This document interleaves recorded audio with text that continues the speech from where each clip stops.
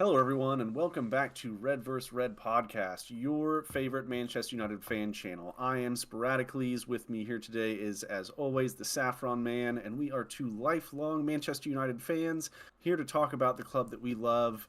Now that we've kind of seen a little bit more today under Ruben Amorim and another home match at Nottingham Forest, and it was a day today. Not not the best of day for us. Not what I was hoping for. It was literally the exact scoreline that I said it was not going to become, except it was also a loss. Saf, what are your kind of thoughts today? How are you feeling? Uh, I just kind of want to just. It's been a bit of a crazy week for Manchester United and like the football world in general over the last few days, especially. We saw at the beginning of this match at Nottingham Forest that we did a massive memorial for Kath Phipps, who's literally been in the club for literally all of her life. And you can think of any player that's been involved in Manchester United, they've had a relationship with this person. And even the likes of Elanga, who doesn't play for Manchester United anymore, was getting involved. And she's been such an important part of Manchester United for so long. So I just want to say a massive shout out to her, and that's the kind of legacy that Man United is all about, right? Once you're in Manchester United, you're in Manchester United. It's hard to get out, and she gave everything. So I just want to say a massive shout out to her. Also, we've lost a YouTube content creator this week in Abdullah. I don't know if many of you know, he was on Full Time Devils and everything else. He was involved in a car crash earlier on this week, and I just, again, heartfelt condolences to him and his family and everyone involved. That's kind of hit everyone rather hard as well. And on top of that, literally last night, Michael Antonio from West Ham, their winger, has been involved in a car accident and he's in serious condition as well. So there's just lots of heartfelt condolences to all the people. It's a hard year, a hard time of year. We've got a storm going on, and just much love to everyone. If you just go and show your support to all those people that are involved, because they're going to need it. But without trying to sound like too punny or anything, from one car crash to another, we lost 3-2 to Nottingham Forest today, and there are all the mistakes that we've talked about over the last 4 or 5 months, Sporadiclese, are pretty much popping up again and again. Different manager, different formation, different system, same players, same problems. You know, Amarim's going to be ruthless here. Like, he knows he doesn't have a lot of time and he needs to be ruthless. I don't know what he's going to do, but he's not going to sit back and take what's happening. When we went 3-1 down, he made some drastic changes, which I'm sure we'll get to. But it's just, we can't catch a break, right? I mean, 1-0 down in under a minute, and as soon as they got that corner, like, I knew we were in trouble because we've just conceded 2 corners to Arsenal. But it was the conceding of the corner that got me straight off the bat. It came, Delo knocked the ball out. It wasn't going ridiculously fast. There's no one challenging him. He could have got that ball. But we've seen Delo not run many times like this season. Hold his hands up for not chasing back a man and not making the run or not tracking back. He could have stopped that corner. And he did. He chose not to. And then we concede from it. And it was just a nightmare from the start. But yeah, I'm kind of getting a little bit ahead of myself here. Now, because Path of Exile 2 kind of come out, I failed to watch your video yesterday, sporadically. So if you wouldn't mind just kind of going through, so this is the lineup that happened. What was your lineup? What was your prediction? What was your thoughts going into this match? Yeah, so the back three that I predicted did not end up coming onto the pitch until the second half. Okay. I had Maguire in for De Ligt, and you can see that there, as well as I had Mazraoui in for Lenny Yoro. I just thought that he was a little too fresh. He's going to need some time to acclimatize to the Premier League, and this was kind of a high-stakes match against a team that has been fairly decent this year. Don't let their goal difference fool you. Nottingham Forest has been a good team. So I wasn't really expecting him to come out and get a full-on start. I was concerned with De Ligt's fitness, given it looked like he had a little bit of a niggle at the end of the Arsenal match. So those were 2 of those changes that I had. I also didn't have Kobbie Mainoo in there. I had Casemiro instead, but I was happy to be wrong about that. I think Mainoo had a pretty good game today. He looked really promising in possession. So looking all the part of what we had kind of seen from him last season. And then up top, I actually had Rashford starting and not Hoyland. Rashford seems to have found a really good vein of form in this new formation under Amorim, and so I was fully expecting him to get the start. I think that from what I saw from Hoyland in a couple of the moments that he was out there, I think that it would have been justified to have had Marcus Rashford instead. I think that he would have finished a couple more of those opportunities over Hoyland. So um, those were kind of the key changes that I had from my lineup. So um, you know it it should have gone better. This very well could be our best lineup that we have available to us, right? And so to be able to field that at home and to lose in that fashion, that's rather frustrating. I think the whole thing was right from the first minute to the last minute, and we're going to talk about this in for or against later on. But personally, I think we've got one of the best squad depths that we've had since Fergie retired. There's no kind of excuse. Every single player is a quality player, whether they're in or out of form. That quality should never leave them, and it's kind of frustrating because we know that we want it. We see the players want it and trying, and it's just not enough, and that's a hard thing to take when you're wanting it so bad and you're trying so hard, and yet it's still not enough to get the result. This was always going to be a tough match. Forest are flying high. Chris Wood is scoring goals. Forest are one of the informed teams in the Premier League. And just like our result against Arsenal a few days ago, they're in a completely different level to where we are as a club at the moment. And I think Forest are just on that resurgency of finding that form. We're still finding which players play in which position in a certain formation. We're doing our corner defending training minutes before the match kind of kicks off, sort of thing. So we're really trying to squeeze a whole bunch in at one time, but frustrating is the overall feeling that I'm getting when I know that we can be so good. I know Hoyland can be getting those goals. I know Garnacho can be doing better. I know Diallo can cut in on the right instead of cutting on the left and lose the ball every now and then. There's just decision making is part of it. But I don't know, that it's stress, it's rhythm, it's flow, it's just...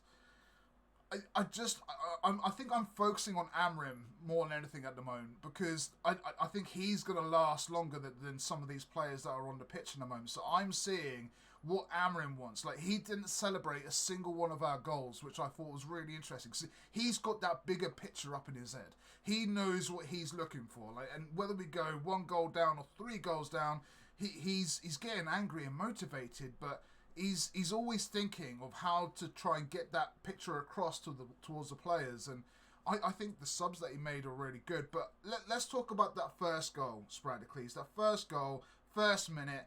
I have already talked about Delo briefly, that he should have stopped it from being conceding. But what's your take on Forest's first goal in 60 seconds?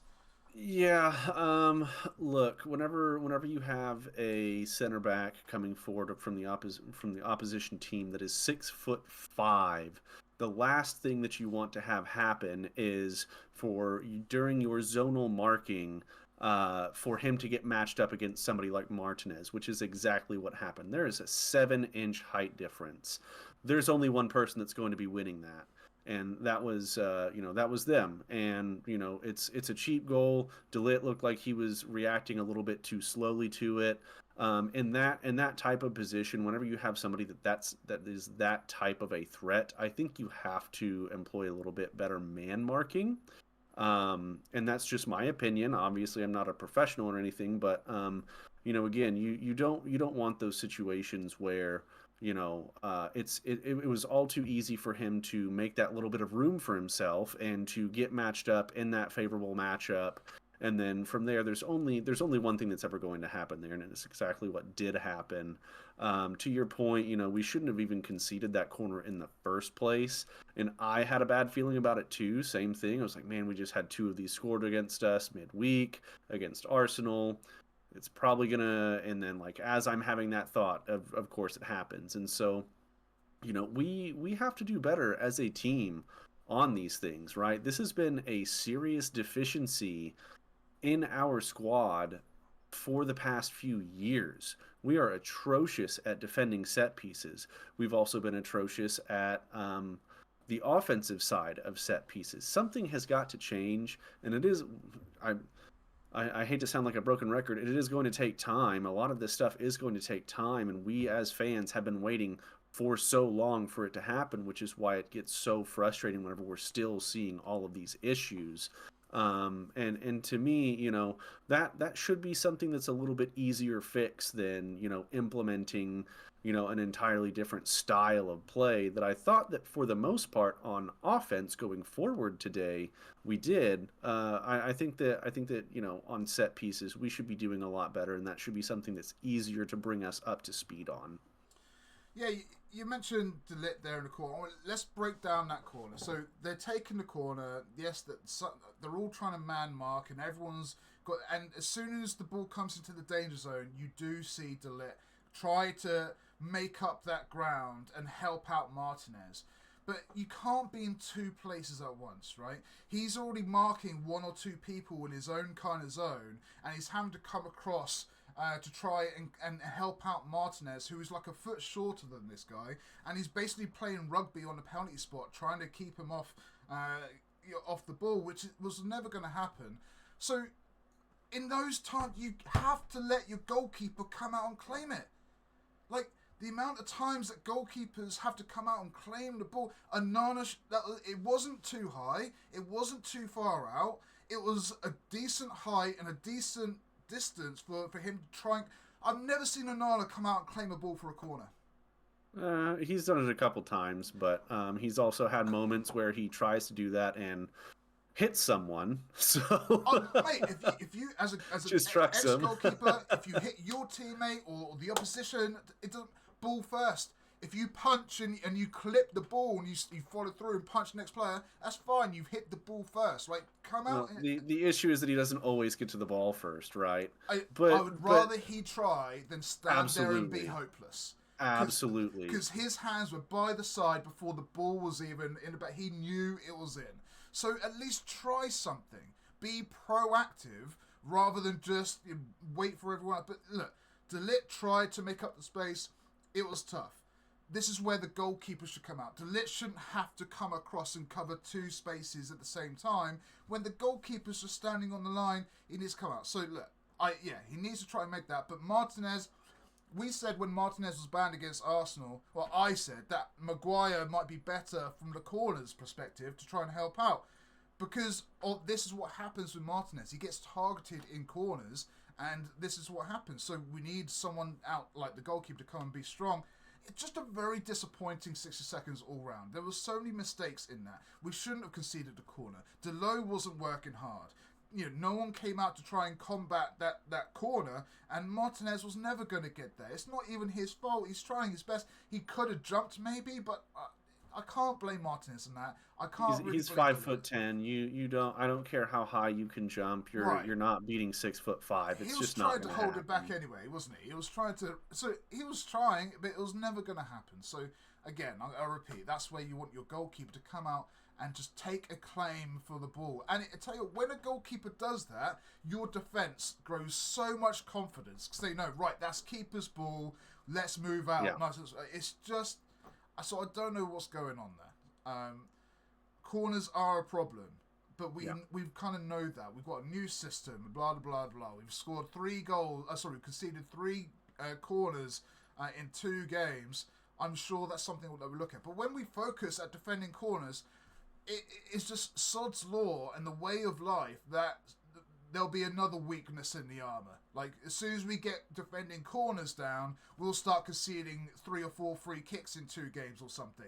It's just the way the world works. However, after that really disappointing start, I thought we were really positive. I thought we seemed fired up. We tried to control the ball. We had numerous attacking passes going on. There was good movement. We kind of not pinned Forest into their half because they had one or two opportunities when they hit the bar, but they were definitely held back. And it wasn't just them taking a step back because they've scored and they're away from home. We were forcibly pushing them back and creating chances, and it was promising for a while there, huh? Yeah, and that was one thing that I noticed was that a lot of the time, whenever we go 1-0 down, the heads just kind of drop, and it's tough for our guys to kind of get their heads back, and it takes a little bit of time. There was no time wasting. It was, this shouldn't have happened. We're going out there. We're playing like it's 0-0. We're trying to score goals. We're at home. This is our house. We protect this house, and we are going to score these goals. And so they definitely came out and looked the better part. Like, that gave me a lot of confidence because that's not something that we have seen from this team in a really long time. That ability to just bounce back and say, you know what, let's just forget about that. Let's memory of a goldfish. We don't care about that at this point. We're going to do better next time, and in the meantime, we're going to go and we're going to reclaim that goal. And we did, and I thought that it was really good work, on the part of both Bruno and Ugarte kind of linking up, and then Ugarte getting that ball through to Garnacho. You don't really associate Ugarte with the guy that's making that killer decisive pass, and so it was very refreshing to see him, getting the ball to Garnacho, back in behind the defense and giving him the opportunity. The touch could have been a little bit better from Garnacho. He could have gotten the goal for himself today, but props to Hoyland for following that up and getting that equalizer. I thought that was just a really slick move, and that was something that it's Hoyland being in the right place in the right time whenever things go almost right. To make sure that they do go right. And even after that, even once we scored that goal, we still were taking it to them. We did not, okay, well, we're back on equal footing. Let's just, we'll play a little bit more even keel. No, they went out there and they went for another one, and they kept on going for another one. And I think that kind of mentality continued into the second half, and it's what we've been looking for. At least what I've been looking for is for everyone to not just get their heads down and just be done with the match because they've been scored on.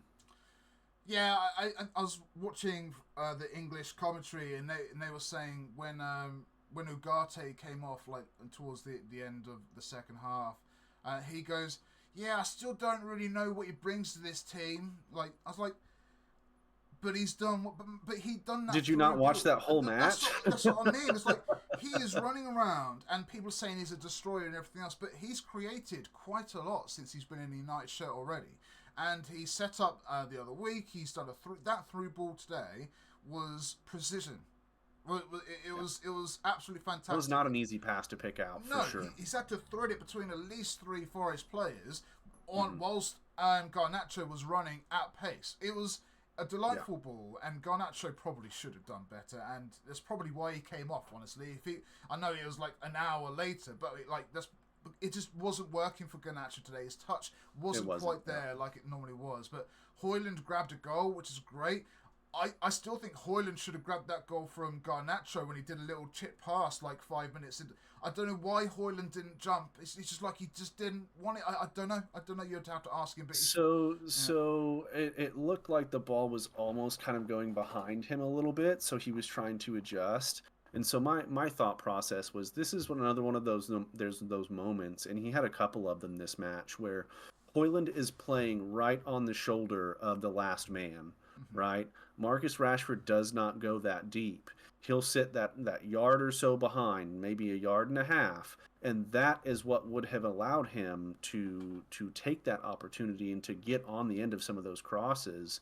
And so it's just a little bit of a difference in the play style and the striking style, and placement and awareness. And Hoyland is still, if all things considered, a little bit newer in terms of being at Manchester United, playing with a lot of these players and knowing kind of where they're going to put the ball and all of that. So I think that if Rashford was in, he probably would have scored. He probably would have cleaned up that opportunity that Garnacho wasted, and then he probably would have also gotten on the end of that one. So it could have been a different game with Marcus Rashford, who also did look good off the bench today, in my opinion.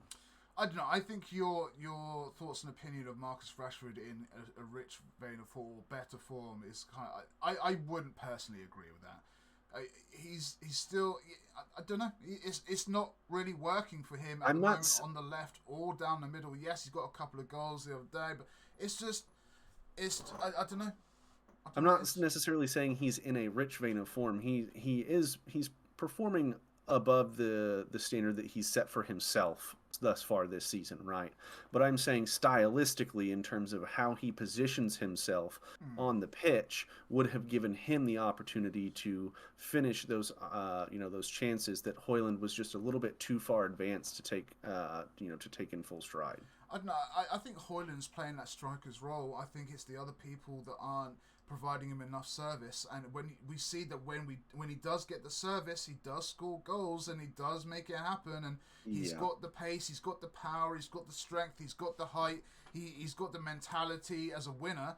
And I don't know what it was, but it's the right type of service too, right? Because again, it's like Garnacho is playing that ball for a Marcus Rashford, not for a Rasmus Højlund, and so we need to kind of get on the same page there, and these players need to know that not everybody is going to be doing the same things or playing the same way, and that they have different needs in terms of how they're going to take their opportunities or how they need to be provided the opportunities. Because Højlund could potentially be, a world beater for us.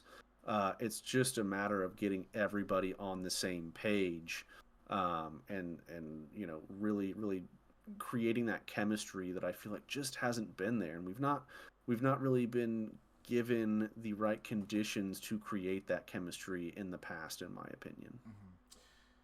How we go on from here, I'm not sure, but let's kind of talk about the next goal, really. So we've been praising Andre Onana as of late for making some absolutely fantastic saves, and he has done. He's made that, but he's the clangers that he's had with us in the past have never really left the memory, as clangers never really do. To give you some kind of context, Kelleher for Liverpool is in goal because Alisson's been injured. And Kelleher, in this period, has been an absolutely fantastic goalkeeper, a world beater. He's been for international, for Ireland, and for Liverpool. He's been pulling off some fantastic saves. But Alisson's going to go back in at number one because Kelleher's made a clanger last week, and he made a clanger a few weeks ago before. He pulls off fantastic saves, and he's a fantastic goalkeeper, but he can't be trusted in goal, because there's always a mistake in him.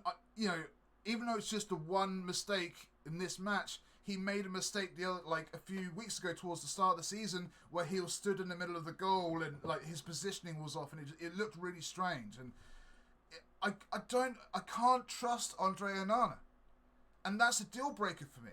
If I can't trust you in no matter what position you play in, whether you're Marcus Rashford up front or Højlund, or if you're like Casemiro in the middle of the park and you can't trust him to not get sent off, or if you can't trust anyone in a position, they're up for sale in my mind. And I don't think we're going to sell Andre Onana in January, but I think there's a potential that he could be sold in the summer. But because we can't trust him.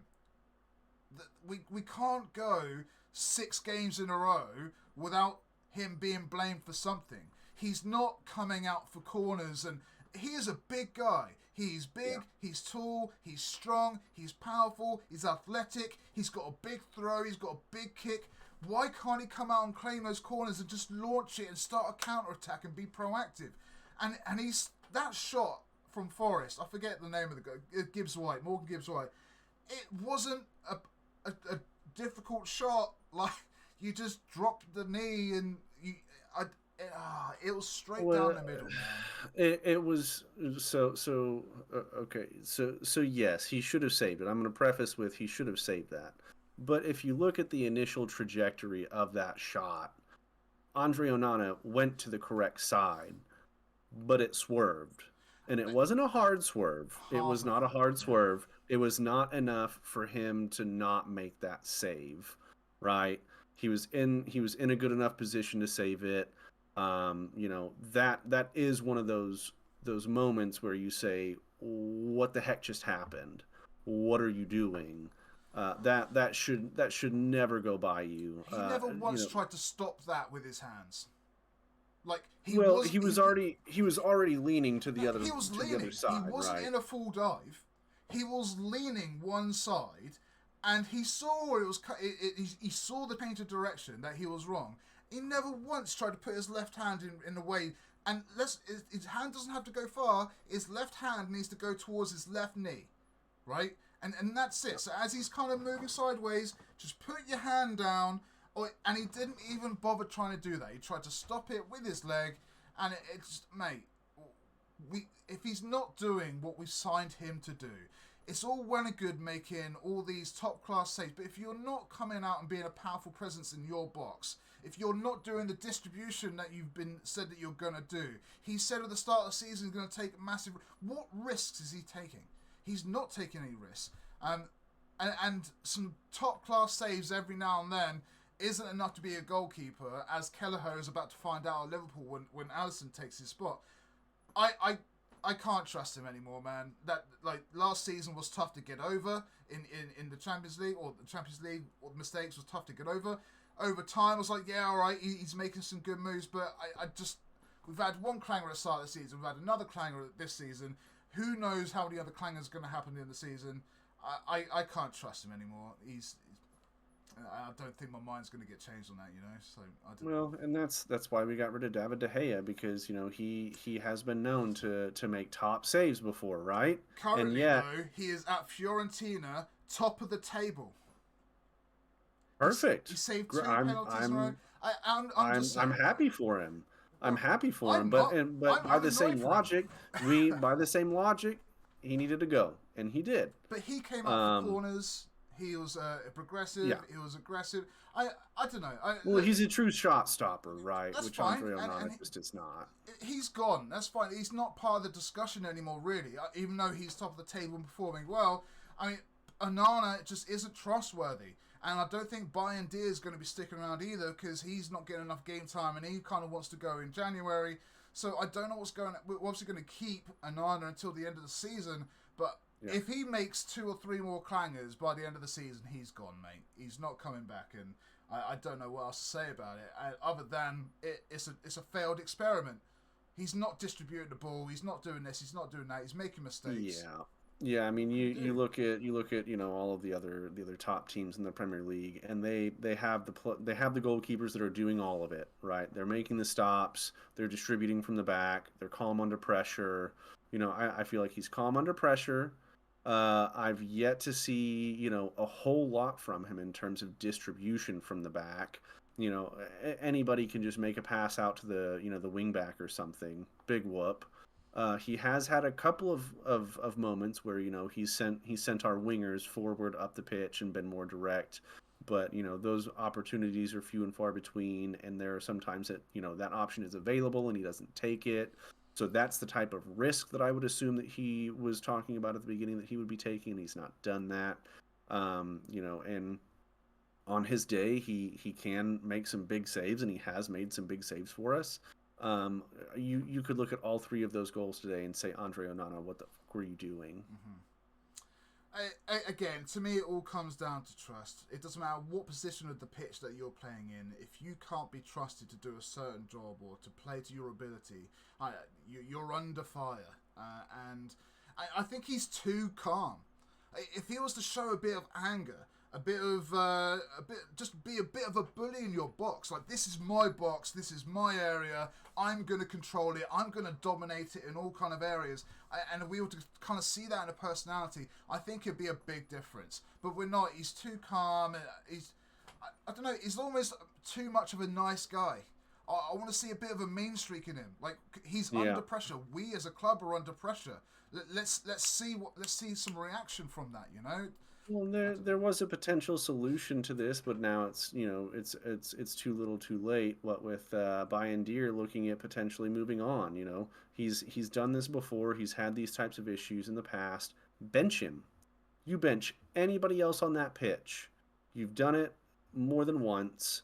The goalkeeper still needs to be a benchable position. and unfortunately, it's been an untouchable position for the last however many years, right? Um, we were De Gea till we die until we weren't, right? And it's just you know Well, I'm gonna we stay need to with the have. until I die, honestly. I know that you are. I'm not. I don't care if he's doing well Okay, in enough Fiorentina. there. Good Yeah, for that's fine. him. Yeah, that's fine. But like we need to have someone back there that's knocking on the door saying, "Hey, if you don't get your together, Mm. I'm taking over and we're gonna move you." Because I think he is one of the players that has quite a bit of potential resale value, in my mind at least. I don't think he's a horrific goalkeeper, No. right? I think he's a pretty decent goalkeeper on his day. But again, to your point, you can't continuously make those decisions and there be no repercussions. Yeah, and look, we've got City next in the Premier League, right? So we've got a Europa League game coming up in midweek. I think Bayern might start in Europe. He might, but he also might just keep Onana in for Europe and keep Onana in for City because he's the older, more professional kind of goalkeeper. And if anything goes wrong, that'll be fun. But I think after the City Yeah. game, I think if Bayern doesn't get any game time, he's gone because Onana's making mistakes. Like you said, we need someone to apply pressure if you're not playing well. But I don't think throwing Bayern in at Europe midweek and then against City is kind of fair on him. Because if he fails in that, well, we gave you a chance. This is Man City we're talking about. Yeah. Even though, like, this is probably the worst both Manchester clubs have ever been in like 20 years, honestly. Like, this is kind of crazy how bad both Yep. Manchester teams are playing. But throwing Yep. him in against City isn't the solution. So after No. City, I think Bayern should definitely try and get some minutes, at least. Yeah. Agreed. All right, let's move on. Again, let us know what you guys think down below over the whole Onana thing. And let's move on to the next one is Diogo Dalot. There's been rumours this week that Barcelona or Real Madrid are both eyeing Diogo Dalot for 50 million. I don't know how accurate that is or what price range or whatever, but there are people that are looking at Diogo Dalot. And out of our defenders, I think he's probably one of the weak links that we have available.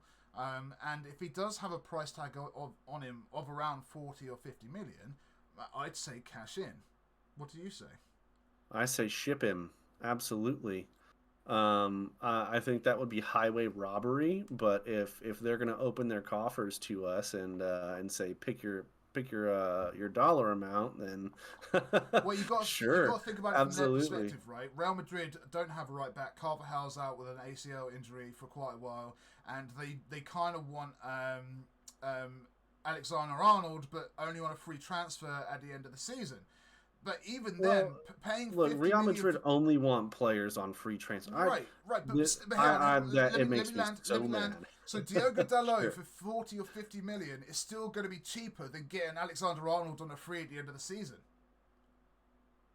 It would be less costly in terms of points, probably. Well, You're gonna lose out on a lot of points if you don't replace your right back, and you're having to put in what I'm saying players is who. you pay 40 million up front for Diogo Dalot, who's probably going to get like 100 grand a week. It's not going to be a stupid amount of money that he's going to get at those clubs. But Yeah, Alexander-Arnold is probably going to want at least like 300, 350 he'll grand a demand week. a large fee. A signing on Absolutely. fee, insurance fee. I don't know if anyone saw the Gareth Bale articles that came out. Apparently, Gareth Bale was actually worth. They paid more for Gareth Bale than what they did Ronaldo because of Gareth Bale's insurance fees, which was absolutely nuts. So yeah, I think Real Madrid, for one, would actually save money by buying Diogo Dalot rather than going for Alexander-Arnold, and it's an option. But he is our weak link. For us, as we see today for the corner, he doesn't run, he doesn't track back, he's not progressively amazing going forward, he's not outstanding in defence. He is the one person that I would say in that defensive area or wing-back area that if he has a price tag on, send him on his way. Let's get a proper wing back in. If that contribution can help towards Alphonso Davies or someone else that's going to be fit in that wing back role, let's make it happen. Portuguese or not. Again, if you can't be trusted in that position, I can't trust him to defend. I can't trust him to attack. What are we doing here? Yeah. Oh for 9 on crosses today, by the way. Ugh. He's 0 for 9 for tracking back and conceding goals. It's just, it's not working out. But it's okay because he's a really good attacking left back, right back, right? That's why we kept him and not our boy Aaron Wan-Bissaka, But who's he was, having a season, by the way. yes, he is, and yeah, but Dalot, if you remember, was always the backup to Luke Shaw and Wan-Bissaka, right? He was the backup to both of them. But the I fact don't that think he was a backup to Wan-Bissaka. well, I think well, that they were I think that rotating. He wasn't first choice. I think Wan-Bissaka was probably more so first choice than Diogo, but he was never first. And the only reason why he's kind of first choice at the moment is because of the injuries that we've had to Malacia, yeah, Luke no Shaw, no other and choice, right? exactly. So he's never really been a first choice for us. So yeah, if he's got a price tag, if he wants to go to Spain or if he wants to go to fucking Timbuktu, just send him and we'll get someone in that actually wants to run. Amorim come out saying if we want to win the Premier League, we have to run like madmen, and Dalot doesn't want to run like a madman. So again, if he's got a price tag on him, I think he's kind of out Yeah. the window. I mean, I'd take, anywhere over 25, 30 for him, honestly. What, I Pence? think that Yeah, I agree. Yeah, well, yeah, I mean, it's not quite as bad as like I would pay somebody to take Anthony off of our hands, but I think 25, 30 million, that wouldn't be too bad of a If one, profit for us and that what's crazy about that is the Wan-Bissaka went for 15 million, or just and after now, we got him for 50 and then yep, made him better. yeah, It and blows now my look at him. mind. And exactly, we talk about this at the beginning of the season as well. Like, how can we improve a player over 4.5 years and sell him for a fraction of the price? And he's actually scoring goals. He is one of West Ham's best attacking defenders. He is doing really well. And I'm not saying that what we did was a bad thing, because I think Mazraoui has been absolutely fantastic for us. Oh yeah. I just wish that maybe we got rid of Dalot instead of Wan-Bissaka, but I don't think the market was there for Dalot at the time. The market is a fickle thing, isn't it? So, I think Could have tried a little bit harder. yeah, I've just lost patience with Diogo Dalot, and every time I see him not run and not try and stop a corner when we know we're weak at corners and doesn't track back, it's just, what is he doing? So again, Yep. let us know what you think about Diogo Dalot. Are we being a bit too harsh? Are we being absolutely fair? How much do you think he's going to be worth? Let us know in the comments down below. He could be a player to go in January. By the way, he could be one of the 6. So just want to mention that. Right. One of the next players I want to talk about is kind of Martinez. Now, even though we talked about earlier that it wasn't his fault for the corner, it has to be said that he's not in a good place of form at the moment. Ever since he's come back from injury, he's taken a while to get up to speed, and we are conceding goals. He's not the mini Goliath that we kind of seen in previous months. And I just wanted your thoughts and opinions of what's going on with Martinez. This should be a system that suits him. He's in the left of the 3. This should be his dominating area, but he's actually being dominated at the moment. Yeah, and I think that the style is something that he's not used to. I think Okay. that he's been asked to go forward more, and that is not something that he's particularly inclined to do, in my opinion. And what I will say is that on the third goal, literally our entire back line and Onana, they just turned the lights off. Every last one of them. Lenny Yoro was not close enough to Chris Wood. DeLitt and Martinez both let the ball go, like as they were tracking back, just go right past them. And Onana just stood there watching it as it just teetered off into our back post and into the goal. Martinez could have saved that. DeLitt could have saved that. Onana should have saved that. There's I no could have saved reason. that. Just saying.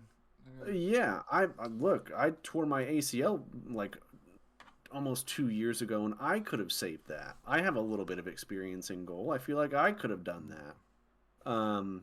And so I'm really frustrated with, I guess not necessarily Euro, because again, this was his first, supposed to be full 90 minutes, and he couldn't even make it because we were just getting our asses handed to us. Amorim has mentioned, like after the Arsenal game, or it might be just before the Arsenal game, that people have a certain amount of minutes on them at the moment. Maguire can only do a certain amount of minutes.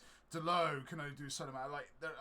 I think he mentioned Euro as well can only do a certain amount of minutes, and that's fine. They're coming back from injuries or whatever, and that's part of squad rotation. If you can only do 60 minutes or 45 minutes or whatever, that's absolutely fine.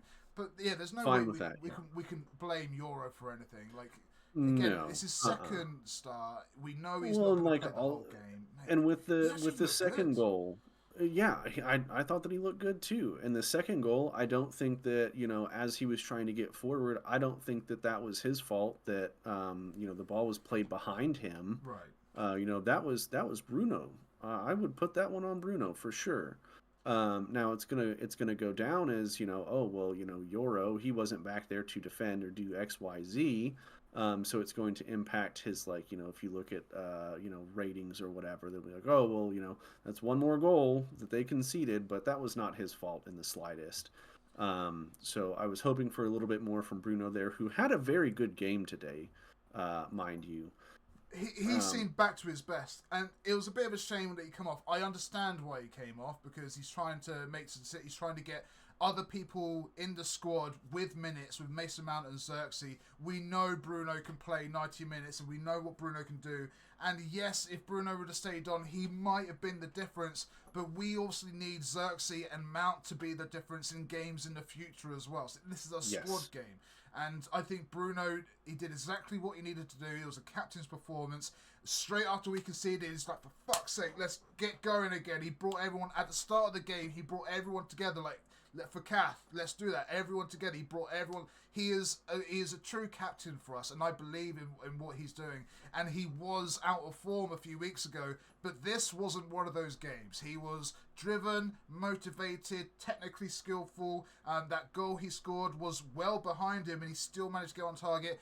Look, massive game for Bruno Fernandes. But him staying on might have got us 3 points. But again, it's a squad game. We need these other players that aren't in tip-top form to get some minutes and actually show some rotation. So yeah, I'm absolutely fine with that. It's a shame it didn't work out, because as soon you think when we brought off Bruno Fernandes and we're bringing on all these other people that we didn't really have a chance from then. Like it was like, oh, we're really going for it. We're really going to go gung ho, and it just didn't happen. It was kind of stale after. Yeah. I mean, you kind of missed out on the glue, right, that holds everything together. Mm-hmm. And Kobe's not that yet. Even though he had a good game, like he's not. He'll get there, but it's still gonna be multiple years before he can be that guy on his own, right? Bruno Fernandes can do that on his own, and he did that today, and he had a very good showing. But yeah, whenever we rotated everybody, it was like, okay, everybody's trying to do something a little bit different, and there was no way of bringing it all together. And Bruno is the guy that brings all of that together. So unfortunate. I was hoping for a lot better, and just didn't get it. All right, just to finish off before we go on to for or against, we mentioned last week how many points do we want out of these games, and I think we both said we wanted like 10 points or something like that. 9 or 10. Yeah, we've already dropped that much. Yeah, exactly. So that's not going to happen. Well, we're now in, I think we're in 13th position now, in the league, which is that sounds again, right. I'm just double checking in case there's any matches. But yeah, we are 13th now. So we went from 4 points behind City, and we're already now 8 points behind City in 13th. Yeah.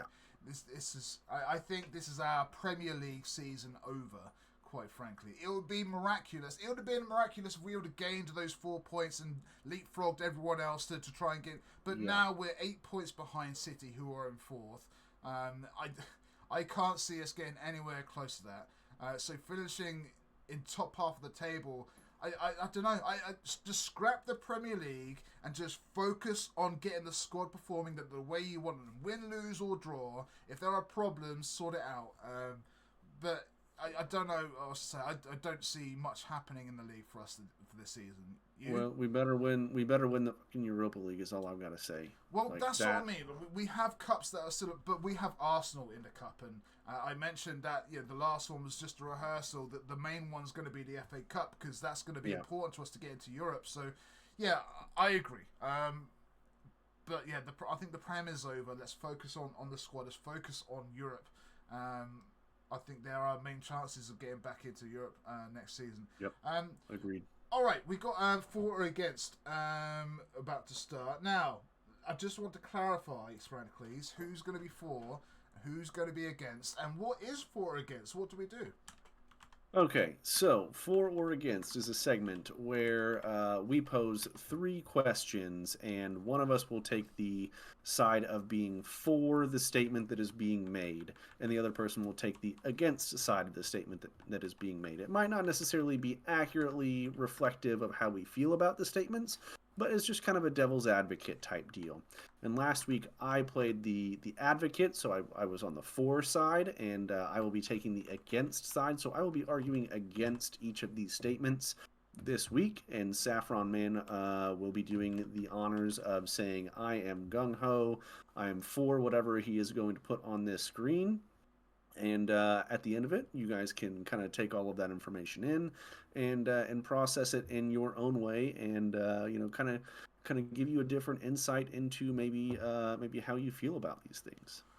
All right, that's a pretty cool introduction. All right, without any further ado, let me get the old cutscene ready, or the old transfer vid, and here we go, for or against.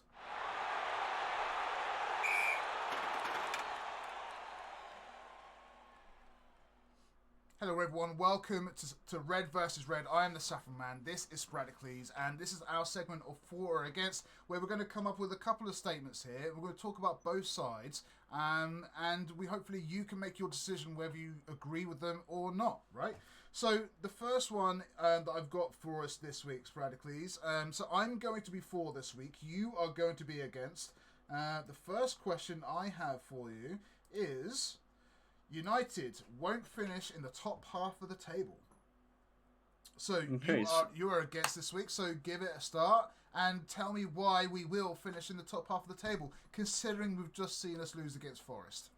absolutely, yeah. I think that the season's not over yet, and top half of the table is not something that is completely unattainable. We're 13th Right. right now.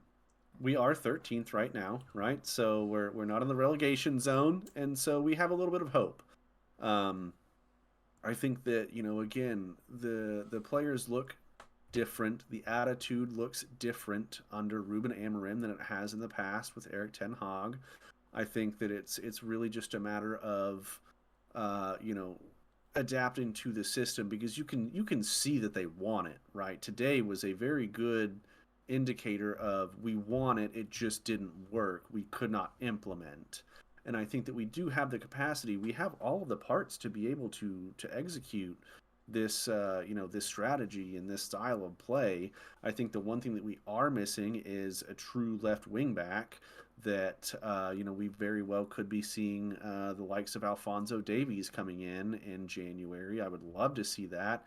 He's somebody that I advocated for over the summer. Regardless, it's just going to take a little bit of time to adapt. I know that we've said it time and time again, it's going to take time to do XYZ, and the issue is we're now having to break down everything that Eric Ten Hag created so that we can rebuild from scratch everything that Ruben Amorim wants to create. But you see them out there fighting for it, and we saw that today for sure. The heads didn't drop whenever we went down. We said, okay, let's go get this. And even whenever we were down 3-2, we were down 3-2 for a significant portion of that game, and we still were going out there trying to get it, trying to push, and trying to get that third goal to equalize. It just didn't happen. It's not that we didn't have the opportunities. We are still working on ironing that stuff out. but it's going to come, and I think it's going to come sooner rather than later. I think we've seen a lot of good glimpses of what this team can do, and so yeah, I think all of that considered, we are going to finish top half of the table. That means tenth place. We're not even. How many points are we even off 10th place? I can't imagine that it is very At much. 2 points, but the people above us have a game in hand. Okay, So and it could be so 5. okay, it could be 5. It might not be 5, but still, I think that's not an unreasonable amount to make up. We were just talking about how, we were, a couple weeks ago, we were only 4 points off of 4th place in Manchester City. So, and we were optimistic about that. So 5 points against the likes of like a Bournemouth. Yeah, But absolutely, we when I can make look that at back these up. teams, I'm sorry to kind of cut you up, but I'm looking at Well, you everyone can go above ahead and us. make your argument Like, now. so Newcastle 12th, Tottenham 11th, Bournemouth 10th, Fulham 9th, 8th Brighton, 7th Brentford, 6th Villa, 5th Forest, 4th City, 3rd Arsenal, 2nd Chelsea, 1st Liverpool. Every single one of those teams are playing better football than us. Why we are not guaranteed anything in this league. Like, it's not a foregone conclusion that we're going to find form and all of a sudden start beating these teams that are playing better football than us. Like, every year apart from this season, you would expect Manchester United to beat Nottingham Forest and Brentford and Brighton and Fulham and Tottenham and Newcastle. It's just not guaranteed anymore. We need to kind of wake up a little bit and say, look, we are in this position. We are a mid-table team as things stand. And the only thing that we've done well over the last few years is won a couple of trophies like the FA Cup and the Carabao Cup. In the league, we've been proper shocking, honestly, and we're not setting any kind of trailblazers. But again, every single team above us are playing better football, scoring more goals. Our goal difference is absolutely shocking in comparison to everyone else that's above us. So it's scary, but it's reality. It's like we are not ready to compete in a Premier League, and it's going to take time. I don't think we will. Maybe we compete in the Premier League next season once Amorim's had a transfer window or two. He's had a summer he's had a summer group to get the players training at the training camp and everything else. Maybe a couple of extra signings they want, but that's not this season. Here and now, like I mentioned in the podcast that we've just done. I say give up on the Premier League this season. Focus on those cups that we're in. We've got Arsenal in the FA Cup. That's going to be tough. But if we win that, we have to focus on the FA Cup again this season. If we don't win that, we have to focus on the Europa League this season because that's going to get us into the Champions League. Right? And therefore we don't need to really focus on the league too much if we're going to focus on the Europa League and get in the... But then having said that, we're mid-table in the Europa League as well. So it's not really much we can do about it. But yeah, I think I'm personally come to the reality. Usually when we do these for or against, we say these things despite what we feel or what our opinions are.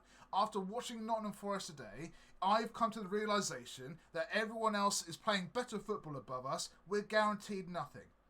We're not scoring the goals. We're not defending the goals. We're making mistakes in every area of the pitch in defence, midfield and attack. What information do we have that's going to think, yeah, we're going to finish top half of the table? Newcastle are 12th. They were challenging last season. Tottenham were challenging last season. Like, it's not just us that are underperforming in the Premier League. Nottingham Forest are 5th. Brentford are 7th. Fulham are 9th. Like, these are all teams that are overperforming this season, and it's been a little bit of a switch around. Like, the top 4, Liverpool, Chelsea, Arsenal, City, makes sense. We should be in amongst that, but we're not. I just don't think we're at that level. This season is a write-off. Focus on the cups. Get some players in. Get some players out. Get the training done. I top half of the table is not guaranteed. I wanna respond, but I just don't know what to say. I just don't. And I hate that, honestly. I hate it too, really, man. I I'm right hate there it. with you. I hate it, but that's unfortunately the reality that we're in, right? Like, Yeah, I mean, look, if you want to talk goal difference, because you did mention goal difference, I yeah. think the only thing that I can talk about really is goal difference. Outside of the top 4, the only team that has above a +3 goal difference is Tottenham, and they're in 11th place with a plus 13, mind you, on goal difference. They're the fourth best team in the Premier League. But they've just had a real stinker of run of games of late. Like, you remember before we got Amorim, people were talking about Postecoglou coming to United. There were rumours, right, that he might get a move to a big club. Now there are rumours that he might be getting the sack. So he's had a real swing of fate over the last few weeks. So, but they had a real good start to the season. But I don't know. But yeah, it's one of those things. Like, goal difference is not going to be indicative of where you're at in the table, right? I think it's going to be a struggle, and any time that you have to sack a manager in the middle of the season, it's hard. It's tough. A lot of the times we have seen an uptick for a little while. It's not prolonged, right? So like whenever Ole Gunnar Solskjaer came on, we had a few good weeks, but that was it, right? It was just a few good weeks. And so, we had all of the Ruud van Nistelrooy going undefeated. We had, 7 points out of the first 3 games that we got, that we had for Ruben Amorim. And now it's reality starting to settle in. And it's going to be hard. It's going to be very hard to kind of get our bearings and adapt the system. I don't think that he's got everybody that he wants in the places that he wants. There's the left wing back position that I think needs a bit of love. He's not got the kind of striker that he wants to have. These defenders are not his defenders. It's going to be hard. It's going to be hard to watch, and it's going to be hard to commentate on. But here we are doing a podcast for just that reason. Well, I thought, whilst you're coming to terms with reality, I'd just go ahead and put the green on for 4, because it is going to be tough. I'm not going to argue that. And I've just thought of a 4 against for next week as well, so stay tuned for that. Ruud van Nistelrooy will finish above United this season. We will see. But that's going to be crazy. They're like a few points behind, but I don't know, man. Ruud van Nistelrooy has got that thing. He's going to get Leicester moving and scoring. But hey, we'll talk about that next week. Let's move on for the next question for now. And that one is: Martinez will re-find form in new year. So we've just talked about Martinez. He's not finding his form at the moment since he's come back from injury. Is he going to re-find the form in the new year, i.e., January 1st until the end of the season? Are we going to see a revitalized, aggressive, in-form Martinez in the second half of the season? I don't think so. I think that this is an entirely new system for him. After, he's used to the Ajax way, right? He's used to the Erik ten Hag way. And he himself had some okay performances in that. But he wasn't phenomenal, right? I think that, we kind of wrote him off at the very beginning, then he had a very good showing, and then he just kind of teetered off a little bit. And he has been a very regular, consistent name on the team sheet, but now with so many center backs and us needing rotation in that position, he's not going to be able to play week in, week out. It is, again, in a new system that he's not entirely used to. And so I don't think it's guaranteed that he's going to refine form. You mentioned it even earlier in the podcast. Since he's come back from injury, he has not looked great. It's gonna take a lot for him to find the type of form, that he had whenever he first came over to Manchester United, which was actually fairly decent. And so, it's just, given everything that's going on with injury, with a new system, with a formation that he's entirely unaccustomed to, I just find it difficult to say that he's going to refine form. I think he might not play poorly, but I don't think that being in form is something that we can guarantee from Martinez in the new year. So just to kind of piggyback of what Sporadiclese is saying as well there, we've been talking about players that are square pegs in round holes, that aren't fitting the system, that are out of form. Like Delot is not living up to expectations. He's not effective defensively or offensively or whatever.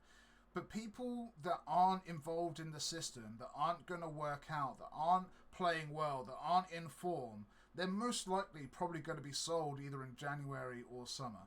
So if you're saying that he's not going to find form in the new year, I'm worried that he's going to be sold in the summer. But I do believe that he is going to refine that form in January. I think, at the start of the season, we've seen him do some strange things, like that 2-footer tackle, and he's been involved in a couple of other things. Like, I think mentally something might be going. Maybe he's just struggling to adapt to the system. Maybe he's got an argument with a missus or a teammate, or he's not quite getting along with something. Maybe something's affected him. But there's always a player there, and there's not like any comment that Graham Souness can make that will stop him believing in himself and trying to be a better player. And I know Graham Souness is absolutely loving today because he's going to say that he's too small to be a defender, this, that, and the other. He is like a Staffordshire Terrier when he gets going, and he is someone that you will not want to play against when he's in that form. And he's like, I called him a mini Goliath earlier, and he is that. Like, he plays like he's 7 foot tall, apart from corners. But when he's on the ball, apart from whenever it's an aerial duel, but he does. He's got that arrogance and aura about him, right? He's a bully, and I like that. I like the fact that he can do all of these things. I think it's just a couple of small things that may be going on behind the scenes that might be affecting his performances on the pitch. But I absolutely believe that he will sort himself out in the second half of the season. I think De Ligt, Martinez and Yoro is a fantastic back three. This is the first time they've played together really as a three or started together. Give that back three time, like the next 6 months. I think we're going to see different versions of De Ligt, Martinez and Yoro, and I think they're all going to shine and become one solid unit. That's my hope and that's my dream and that's kind of my vision.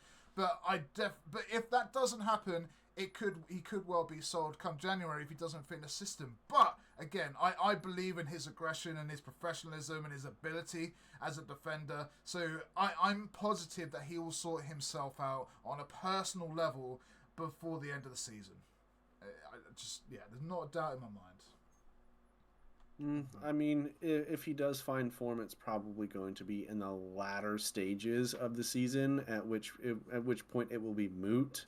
I don't think he's going to get sold. I think even if he does take a while to find his form, which I think he will. But if he's a key part in us winning the Europa League or something, right? I mean, he's still one of our top 3 defenders. Oh, he's a key player for us, absolutely. Right? Yeah. So, like, you look at Johnny Evans. Johnny Evans, I love the guy. He's been an absolute, unit for us at Manchester United throughout the years. But he's not, he's also not played in a back three. I don't think he's going to really stay for that long. Maguire's the only person with experience in the back three. De Ligt, he's going to take some time. He's still has not, really done it for us. Oh, I don't know. I don't think De Ligt has let us down. For what I think De Ligt has been amazing this season. Through all the stuff that we're going through, he has just shown true character and leadership, and he is the glue of our back line, in my opinion. I think that he has not let his mistakes get to him, but he has continued to make mistakes. He makes it up. He just throws. It's like he's on the front line for the army. He just throws himself on these grenades all the time, and I love that about him. But Martinez, do you think he's going to be sold by the end of the season, or do you think he's going to find his form? Those two are not. They kind of are. If he doesn't fit the system and he stays out of form for a year, then he's probably going to be sold. So it's I don't believe that. So you think I don't he will refine his form? No, I did not say that. I think, if he does refine it, it's going to be towards the end of the season, whenever he's been able to acclimate to the system, because he's looking very out of his depth, right? He was responsible in the Bodo Glimt issue by being up forward too high, exposing Tyrell Malacia. Today, he could have made a difference on like two out of the three goals, in my opinion. So it's going to be tough for him to adapt to what this demand is, because he's going to be asked to be getting forward as well as doing the defending, and that's just a lot to ask of somebody that does not fit that type of role. And so I don't know that I don't see him like immediately finding form in the new year. I can't see it. I think that's where we differ. In my mind, if he finds the form, he's going to be great. If he doesn't find the form, he's probably going to be gone whilst he still has a value. I don't think we want another Phil Jones or a Luke Shaw on our hands. And we're already going to have to get rid of Victor Lindelof. This Harry is what Maguire, I'm trying to say. And Johnny Evans. In January. There's no. It's not going to happen. But that revolution does not happen in January. So you're not going to get rid of half of your center backs. And then say, you know what, let's get rid of 2/3 instead and just sell Martinez and maybe bring on 2 more. You can't run this is a whole other podcast of a discussion, because you can't run 3 center backs and only have 4 on your depth chart. That is impossible. But again, we have youngsters that are coming through the ranks. It might be a bit early, but again, that's another discussion. So what are we going for? Are we going for or against for this one? Are you really saying that Martinez isn't going to find his form? I think the fact that you gave in and said if he does, it's going to be towards the end. I think that might have swung it in my favour. I don't know. I don't know that I want to just give you this one. There's no way in my mind that Martinez is going to be out of form for the next 8 months. Yeah. I mean, I agree. Perfect. There we go. That's like, there we go. I mean, I'll take it if you want to give it to me. So I'll take it back. It's fine. All right. Next question here, Sporadiclese, is best squad depth since Fergie retired? ? I hate you for this one. To be fair, when we started, I had no idea who's for or against. That's above my pay grade. So I can never remember who's for or against. And when I'm making up these questions, it's by the time I get to the third one, it's like, oh god, what should I do now? I've got the 2 main ones. Like, oh, let's do that.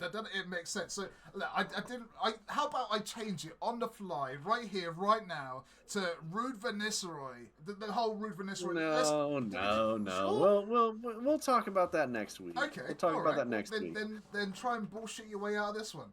Oh, sure. Absolutely. I am a master of that.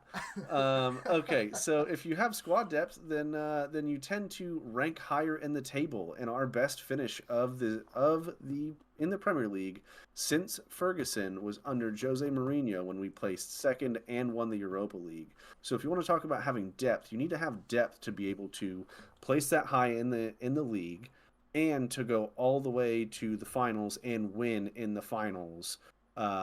Without depth, you don't do that, right? And you have to have players, even if you have quality depth, they still need to suit the system. And right now, we do not have people that necessarily suit the system, that are going to immediately acclimate to this system to say, oh yes, this is our best squad depth. Squad depth is great until it doesn't fucking work, because you don't have the right pieces in place. And so, as of right now, no, we don't.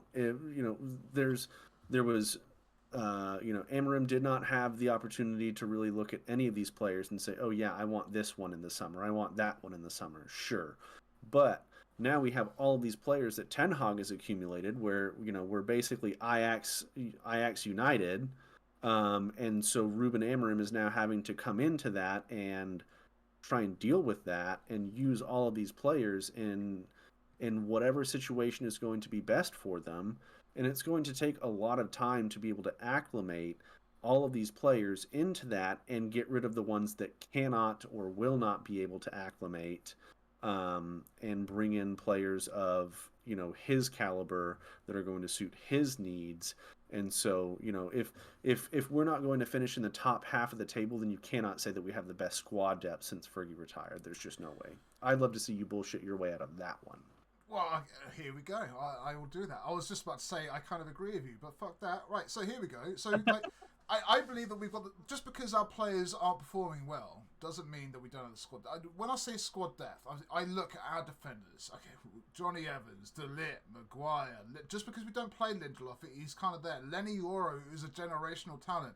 Mazraoui is probably the best value signing that we've probably ever had.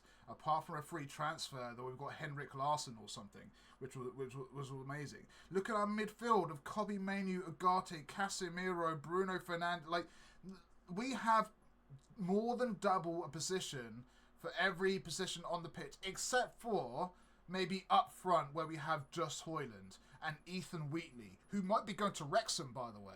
That could be another one of the six. So, look, we have competition for all places except for goalkeeper and up front with Højlund. Everywhere else, it's like you have to perform well in training just to get a game.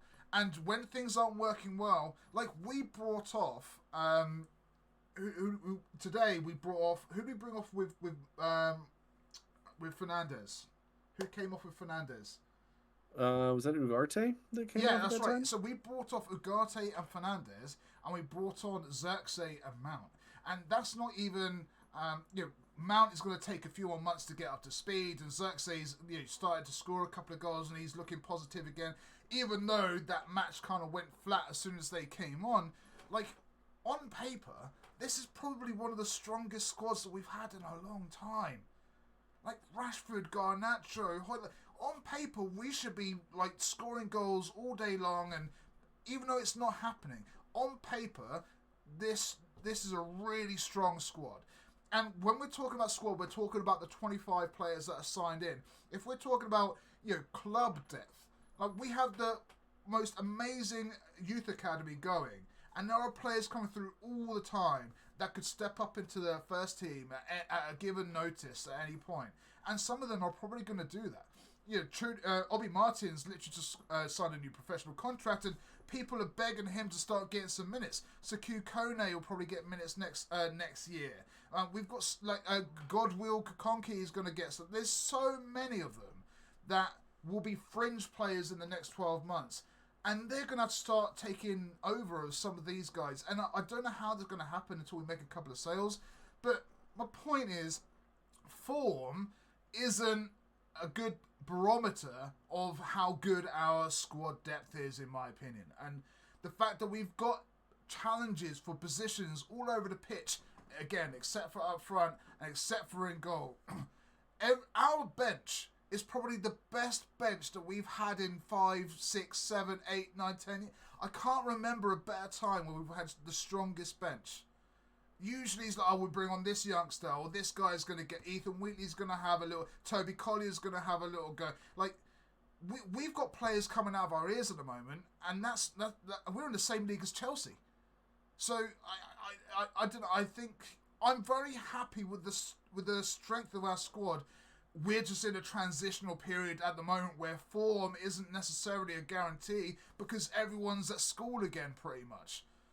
They're all trying to learn a new system, and they're all trying to learn something different from what they've known previously. And they can't do that on the training pitch when they're playing a game every 3 days, because you've got to travel, and they might have one training set. That's why they're training at the beginning of matches, like we talked about. They're trying to, any time they've got to spend together in the dressing room, they've got chairs and TVs installed. Like, they're trying to make the most of every minute that's available to them because they're under pressure to try and get this system right. So yeah, form isn't a good barometer for this, in my opinion. But on paper, I think we have one of the strongest squads that we've had since Fergie retired. And you got to remember, when Fergie was, we had Tevez, Ronaldo, Berbatov, Rooney.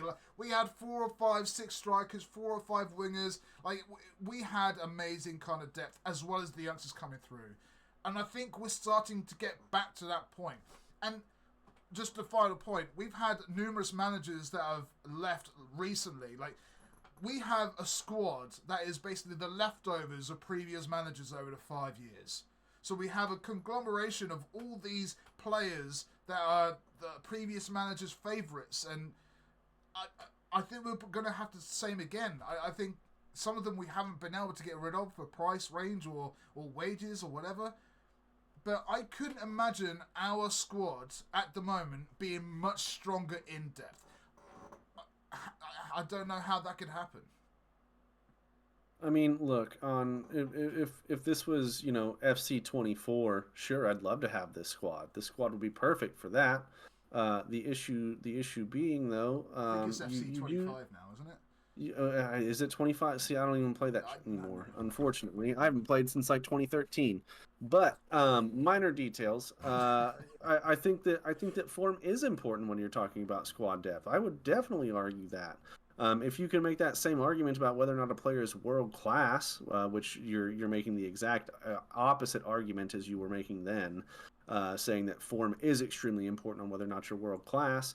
Then it's also important whenever you're talking about your squad depth. Absolutely, it is. If you don't have the ability to switch out Bruno Fernandes for somebody else and come on and have the same threats in attack, that is not squad depth. Let me give you an example. I would rather have an average form Marcus Rashford than an in-form like Evan Ferguson or something. Do you know what I mean?